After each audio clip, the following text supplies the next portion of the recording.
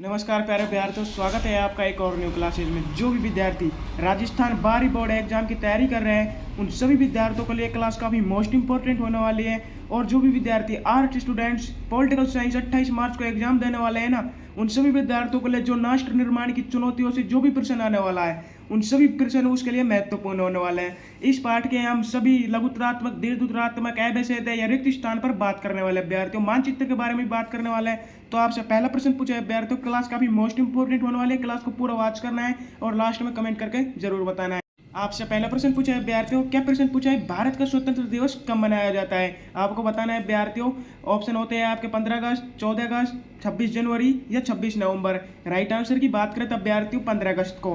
क्यों मनाया जाता है? क्योंकि 15 अगस्त 1947 को हमारा जो भारत देश है वो अंग्रेजों से आजाद हुआ था। आपसे अगला प्रश्न पूछा है विद्यार्थियों, स्वतंत्र भारत का संविधान किस तिथि को लागू हुआ था? आपको बताना है विद्यार्थियों किस तिथि को लागू हुआ था। राइट आंसर की बात करें 26 जनवरी 1950 ईस्वी को। आपसे अगला प्रश्न पूछा है विद्यार्थियों, स्वतंत्रता के समय भारत में जो कुल रजवाड़े की संख्या है वो कितनी थी? आपको बताना है विद्यार्थियों 562, 565, 570 या 572। राइट आंसर की बात करें तब विद्यार्थियों 565। जो स्वतंत्र भारत के समय जो कुल रजवाड़ों की संख्या थी वो थी 565। राइट आंसर हो जाता है option B is the correct answer. अगला प्रश्न आपसे पूछा है विद्यार्थियों, अभूतपूर्व हिंसा एवं विस्थापन की त्रासदी का वर्ष कहा जाता है? आपको बताना है जो अभूतपूर्व विस्थापन की त्रासदी का वर्ष किसे कहा जाता है? राइट आंसर की बात करता है विद्यार्थियों 1947 ईस्वी को। आपसे अगला प्रश्न पूछा है विद्यार्थियों, भाषा या आधार पर सर्वप्रथम किस राज्य का निर्माण हुआ है?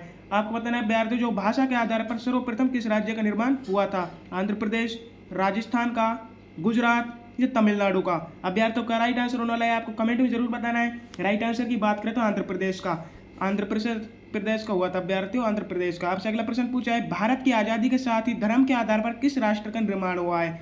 आपको बताना है। अब विद्यार्थियों ऑप्शन राइट हो जाता है आपका पाकिस्तान, 1947 में द्विराष्ट्र सिद्धांत के द्वारा। आपसे अगला प्रश्न पूछा है, स्वतंत्र भारत के प्रथम गवर्नर जनरल कौन थे? क्या कौन थे विद्यार्थियों? स्वतंत्र भारत के प्रथम गवर्नर जनरल कौन थे?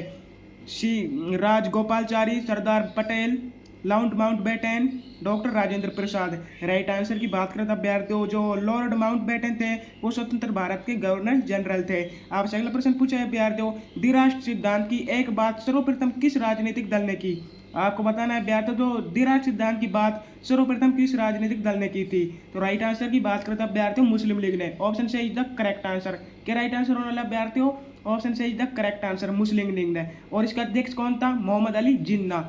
आपसे अगला प्रश्न पूछा है विद्यार्थियों, क्वेश्चन नंबर 9 होने वाला है, नोआखली वर्तमान में किस देश में है? वह कौन सा देश है जहां नोआखली वर्तमान में है? आपको बताना है विद्यार्थियों भारत में, पाकिस्तान, बांग्लादेश या नेपाल में?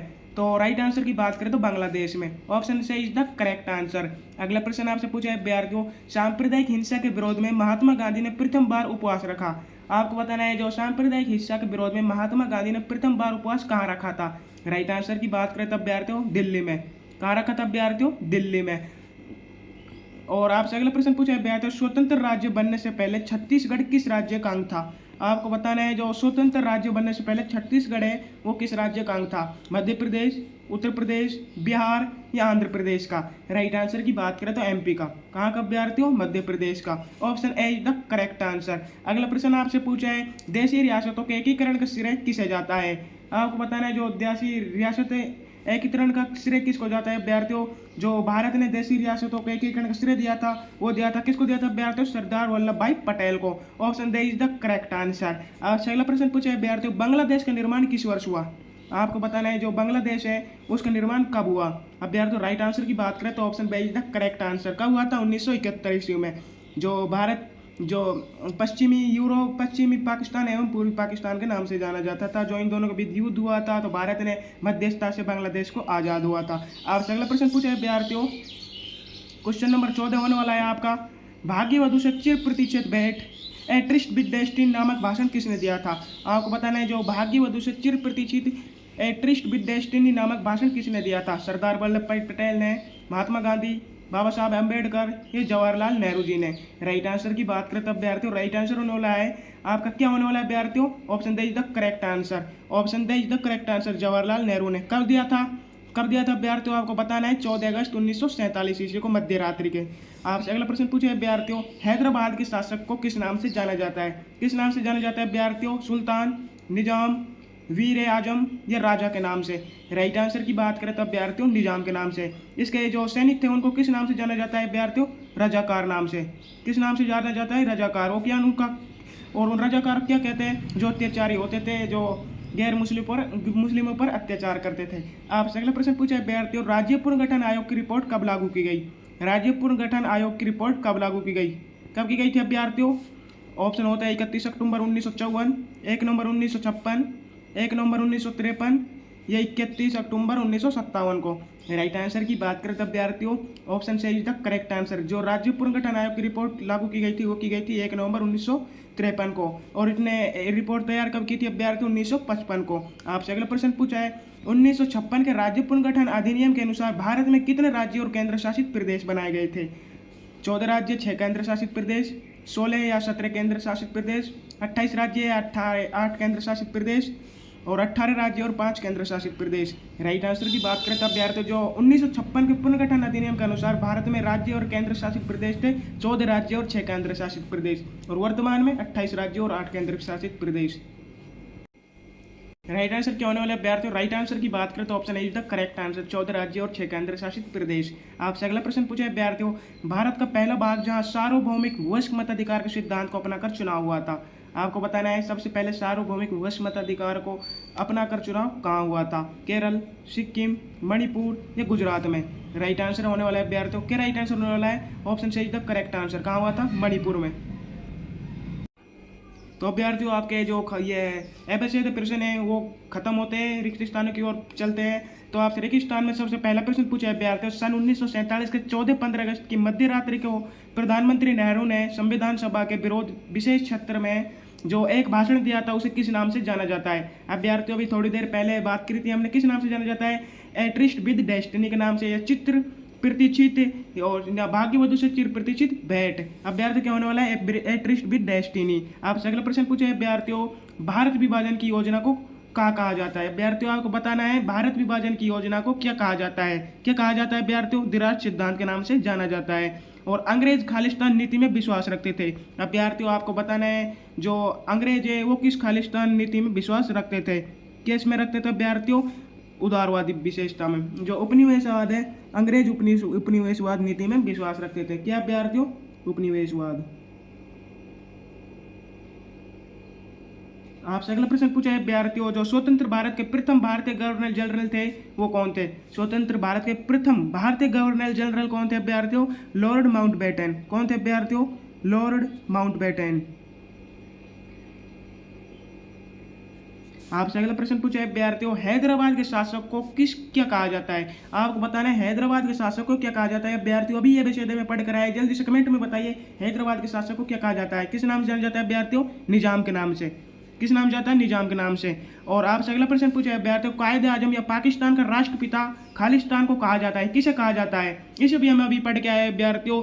जो द्विराष्ट्र सिद्धांत की मुस्लिम लीग ने आवाज उठाई थी उसके अध्यक्ष कौन थे? मोहम्मद अली जिन्ना, जिसे कायदे आजम या पाकिस्तान का राष्ट्रपिता के नाम से भी जाना जाता है। आपसे अगला प्रश्न पूछा है अभ्यर्थियों, आज़ादी के तुरंत बाद खालिस्तान सबसे प्रमुख चुनौती कौन सी थी? कौन सी थी अभ्यर्थियों? विकास की। वैसे तो बहुत सारी चुनौतियां थी अभ्यर्थियों, लेकिन सबसे प्रमुख चुनौती थी विकास की। आपसे अगला प्रश्न पूछा है अभ्यर्थियों, अतिलघुत्तरात्मक प्रश्न में पहुंच चुके हैं हम अति लघुत्तरात्मक में। तो आपसे अति लघुत्तरात्मक सबसे पहला प्रश्न पूछा है 1947 ईस्वी में भारत के विभाजन के पीछे कौन सा सिद्धांत था? हाँ तो अभ्यर्थियों आपको बताना है जो 1947 में भारत के विभाजन के पीछे कौन सा सिद्धांत था? तो आपको बताना है द्विराष्ट्र सिद्धांत। क्या था अभ्यर्थियों? द्विराष्ट्र सिद्धांत। अभ्यर्थियों काफी मोस्ट इंपोर्टेंट क्लास होने वाली है, क्लास को पूरा वॉच करना है और लास्ट में कमेंट करके जरूर बताना है आपकी कितनी तैयारी होने वाली है। जो भी इस पार्ट से प्रश्न आने वाले हैं ना वो सभी आपको एग्जाम में मिलने वाले हैं, छपे मिलेंगे अभ्यर्थियों, एक भी नंबर नहीं कटने वाला है। विभाजन से सबसे अधिक प्रभावित 2 राज्यों को नाम लिखे अभ्यर्थियों। आपको बताना है सन 1947 में जो भारत पाकिस्तान का विभाजन हुआ था उससे जो सबसे 2 प्रभावित राज्य थे वो कौन कौन थे अभ्यर्थियों? आपको बताना है पंजाब और बंगाल। कौन कौन से थे अभ्यर्थियों? पंजाब और बंगाल। ये 2 राज्य जो विभाजन से त्रासदी में सबसे ज्यादा प्रभावित हुए थे। आपसे अगले प्रश्न पूछे अभ्यर्थियों, रजवाड़े के शासक भारतीय संघ में शामिल होने के लिए सहमति पत्र पर हस्ताक्षर करते थे, उसे क्या कहा जाता था अभ्यर्थियों? आपको बताना है उसे क्या कहा जाता था। तो आप राइट आंसर हो जाता है इंस्टीट्यूटमेंट ऑफ एक्सेशन। क्या हो जाता है अभ्यर्थियों? इंस्टीट्यूटमेंट ऑफ इंस्टीट्यूटमेंट अभ्यर्थियों ऑफ एक्सेशन। समझ में आ गया ना अभ्यर्थियों, इंस्टीट्यूटमेंट ऑफ एक्सेशन। आपसे अगला प्रश्न पूछा है अभ्यर्थियों, जो सबसे पहले कहाँ के राज्य ने अपने राज्य को स्वतंत्र रखने की घोषणा की थी। अभ्यर्थियों आपको बताना है, जो अंग्रेजी शासन ने कहा था कि जो भी रियासत है ये अपना आपको रियासत रख सकती है या भारत या पाकिस्तान में शामिल हो सकती है। तो आपको बताना है सबसे पहले कहाँ के राज्य ने अपने राज्य को स्वतंत्र रखने की घोषणा की। कहाँ के ने की थी अभ्यर्थियों? एमपी के ने। एमपी की जो राजधानी क्या है? भोपाल। भोपाल के राज्य ने अपने आप को स्वतंत्र रखने की घोषणा की थी। कब की थी? सबसे पहले। आपसे अगला प्रश्न पूछे अभ्यर्थियों, संविधान सभा में शामिल होने से किस नवाब ने मना किया था। आपको बताना है जो संविधान सभा में शामिल होने से किस नवाब ने मना किया था अभ्यर्थियों? मोहम्मद अली जिन्ना ने, जो कि पाकिस्तान की आवामी लीग जो मुस्लिम लीग थी उसके अध्यक्ष थे। कौन थे अभ्यर्थियों? मोहम्मद अली जिन्ना। और उन्होंने संविधान सभा में शामिल होने से मना किया था। मोहम्मद अली जिन्ना राइट आंसर होने वाले अभ्यर्थियों। आपसे अगला प्रश्न पूछा है, भारत के प्रथम गृह मंत्री कौन थे। आपको बताना है भारत के प्रथम गृह मंत्री कौन थे। कौन थे अभ्यर्थियों? सरदार वल्लभ भाई पटेल। कौन थे? सरदार वल्लभ भाई पटेल। आपसे अगला प्रश्न पूछा है अभ्यर्थियों, 1951 में भारत में मुसलमानों की संख्या कितने प्रतिशत थी। जो आपको बताना है अभ्यर्थियों, 1951 में भारत में मुसलमानों की संख्या थी वो कितने प्रतिशत थी। राइट आंसर की बात करें तो अभ्यर्थियों 9.8%। 9.8% मुस्लिम थे अभ्यर्थियों।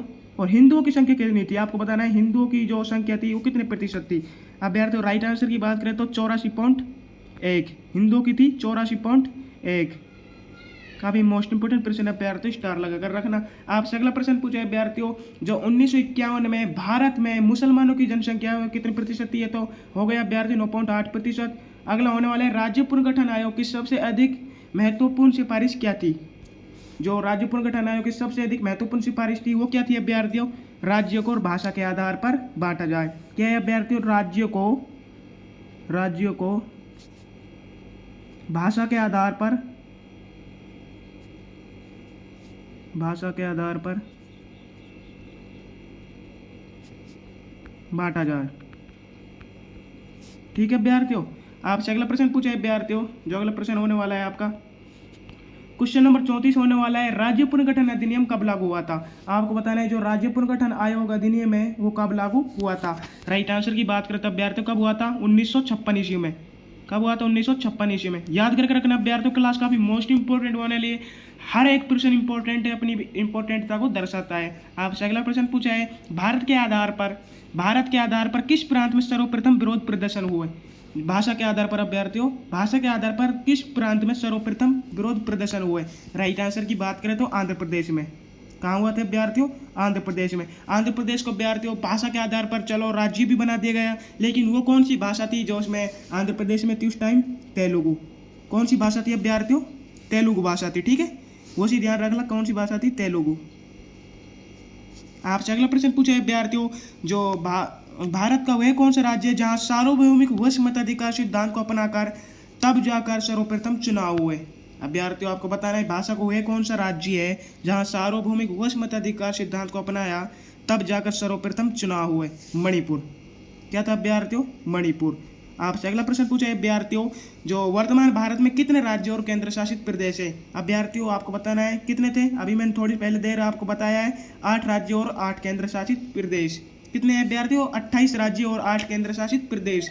आपसे अगला प्रश्न पूछा है अभ्यर्थियों, वर्तमान भारत में कितने राज्य और केंद्र शासित प्रदेश है। हो गया ये सन 1960 में मुंबई राज्य का विभाजन करके कौन कौन से 2 राज्यों का निर्माण हुआ था अभ्यर्थियों। काफी मोस्ट इंपोर्टेंट प्रश्न है, आपको मिलने वाला है अभ्यर्थियों। सन 1960 में मुंबई राज्य का विभाजन करके कौन कौन से 2 राज्यों को निर्माण हुआ था। बताने अभ्यर्थियों, महाराष्ट्र और गुजरात का। कौन कौन से थे अभ्यर्थियों? महाराष्ट्र और जीटी क्या थी अभ्यर्थियों? गुजरात। आपसे अगला प्रश्न पूछा है, मानचित्र होने वाले अभ्यर्थियों, भारत के राजनीतिक मानचित्र में निम्न देशी रियासतों को अंकित कीजिए। अभ्यर्थियों आपको भारत का मैप लेना है, भारत का मैप लेना है, इसका स्क्रीनशॉट खींचना है। क्या खींचना है अभ्यर्थियों? स्क्रीनशॉट खींचना है और इसकी प्रैक्टिस करनी है। आपको देखना है हैदराबाद कहाँ पर पड़ता है, जूनागढ़, मैसूर, जम्मू कश्मीर, त्रावणकोर, ग्वालियर, कोच्चि, अलवर, बांसवाड़ा, भरतपुर, बीकानेर, बूंदी, अजमेर, किशनगढ़, बनारस, मणिपुर, त्रिपुरा, रामपुरा। अभ्यर्थियों काफी मोस्ट इंपोर्टेंट होने वाला है आपके लिए हैदराबाद, जूनागढ़, मैसूर और आपके लिए त्रावणकोर, कोच्चि सभी इंपॉर्टेंट है अभ्यर्थियों, लेकिन ये कुछ इंपॉर्टेंट है, ये मत रह जाना कि कौन सी इंपॉर्टेंट है कौन सी इंपॉर्टेंट नहीं है। अभ्यर्थियों क्लास अच्छी लगे तो क्लास को लाइक करना, चैनल को सब्सक्राइब करना। फिर मिलते हैं अगले न्यू पार्ट में। अभ्यर्थियों जिस भी अभ्यर्थी को पीडीएफ चाहिए कमेंट में जरूर बताना, उस अभ्यर्थी को पूरे के पूरे जो भी आपकी पॉलिटिकल साइंस की दोनों किताबें हैं उसकी पूरी पीडीएफ मिलने वाली है। ये सभी विषयों के आपके आर्ट के लिए जो आपके 5 विषय हैं, जैसे हिंदी साहित्य, हिंदी, इंग्लिश, भूगोल या पॉलिटिकल साइंस या ड्राइंग, जो भी अभ्यर्थी किसी की भी पीडीएफ मांगना चाहता है वो कमेंट जरूर बताएं। पीडीएफ मिलने वाली है उस सभी के सभी पाठों के मिलने वाली है अभ्यर्थियों, बहुत मोस्ट परसेंट अभ्यर्थियों। ये तो हमने पाठ के आधार पर बताया अभ्यर्थियों। कल आपके लिए दूसरा पाठ आएगा, फिर आपका एग्जाम होएगा। एग्जाम यहाँ पर होने वाला है अभ्यर्थियों, आपके लिए एक एग्जाम तैयार कर दिया जाएगा, पूरा पेपर शेड्यूल तैयार कर दिया जाएगा, आपको बता दिया जाएगा कब एग्जाम होने वाला है और आपके लिए मॉडल पेपर लाए गए अभ्यर्थियों। मॉडल पेपर मैं आपको अभी दिखा देता हूँ अभ्यर्थियों मॉडल पेपर को, ठीक है। देख लो अभ्यर्थियों, पूरा मॉडल पेपर है, पूरा मॉडल पेपर आपके लिए तैयार किया गया है 3 घंटे 15 मिनट के लिए। विषय राजनीतिक विज्ञान का, विषय राजनीतिक विज्ञान का अभ्यर्थियों 80 पूर्णांक का तैयार किया गया है। काफ़ी मोस्ट इंपोर्टेंट होने वाली है क्लास, इसलिए अभ्यर्थियों चैनल से जुड़ जाइए। इस मॉडल पेपर को भी हम सॉल्यूशन करने वाले हैं, इससे पहले हम दूसरे पार्ट का लाएंगे, फिर इस मॉडल पेपर को देखने वाले हैं अभ्यर्थियों। आपके लिए जो भी पॉलिटिकल साइंस में जितने भी पार्ट है सभी प्रश्नों के आपके लिए रिक्त स्थान, एबेसेदे, लघुत्रात्मक, दीर्घत्रात्मक, मैप आपके लिए अभ्यर्थियों बता दें। जो राष्ट्र निर्माण की चुनौतियां है इसमें से ही आपके लिए राष्ट्र निर्माण जो मैप है वो 90% बनता है अभ्यर्थियों। किससे बन जाता है? पहले पार्ट से, राष्ट्र निर्माण की चुनौतियों से। जो आपका मैप है, मैप का क्वेश्चन है 4 नंबर का, वो इससे बनने वाला है। तो अभ्यर्थी चैनल से जुड़ जाइए। जय हिंद, जय भारत। फिर मिलते हैं एक और न्यू क्लासेज में।